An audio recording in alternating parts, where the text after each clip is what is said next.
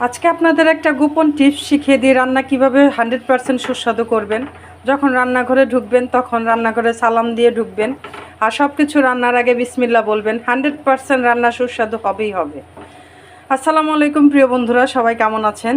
তো আপনাদের মাঝে আজকে আমি নিয়ে এসেছি বাইম মাছ। এই যে বাইম মাছ, বড় বাইম, এটা আমি রান্না করব। তো সব মশলা কষিয়ে নিয়েছি। দেখেন কালারটা কত সুন্দর এসেছে। টমেটো, ধইনা পাতা সবই দিয়ে দিব। এখানে আমি টমেটো পেস্ট করে দিয়েছি, এর জন্য কালারটা খুবই সুন্দর এসেছে। আপনি সব রকমের মশলা চাইলে একটু একটু করে দিয়ে দিতে পারবেন। আমি ধনিয়া, জিরা, হলুদ, মরিচ, লবণ সব কিছুই দিয়ে দিয়েছি এখানে। আর টমেটোটা পেস্ট করে দিয়েছি যাতে করে মিশে সুন্দর একটা কালার আসে।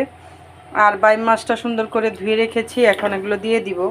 কারণ বাইম মাছটা ছোট বড় সবাই আমি মোটামুটি পছন্দ করে, কারণ হাতে গোনা দুই একজন পছন্দ করে না। বাইম মাছ পছন্দ করে না এরকম মানুষ খুবই কমই আছে।